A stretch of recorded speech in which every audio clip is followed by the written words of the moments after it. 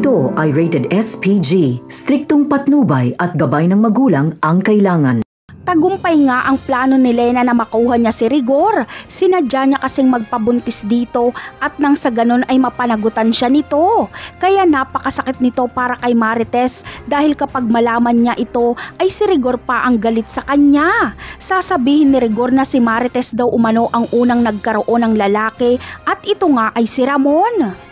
Sasabihin naman ni Marites na yung pananamantala sa kanya ni Ramon ay hindi niya ginusto. Samantalang itong ginagawang panluloko ni Rigor sa kanya ay ginusto ni Rigor. Kaya papapiliin ni Marites si Rigor kung siya ba o si Lena. Ngunit masasaktan lang si Marites dahil si Lena ang pipiliin ni Rigor. Samantala, muli namang magkakasagutan si Rigor at Tinding. Gusto kasi ni Tinding na dalawin si Tanggol.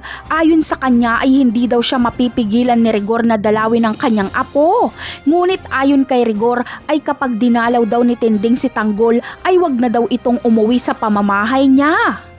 Kaya naman, galit na galit si Tinding dahil wala siyang magawa. Wala din naman siyang ibang matutuluyan. Ngunit ano kaya ang gagawin ni Tinding kay Rigor kapag mahuli niya na ng bababae ito? Siguradong may gagawin siyang hindi magugustuhan ni Rigor. Hindi kasi papayag si Tinding na lagi na lang inaapi ni Rigor si Marites. Napakarami pa nating dapat abangan sa mga susunod na episode ng Batang Quiapo. Paalam!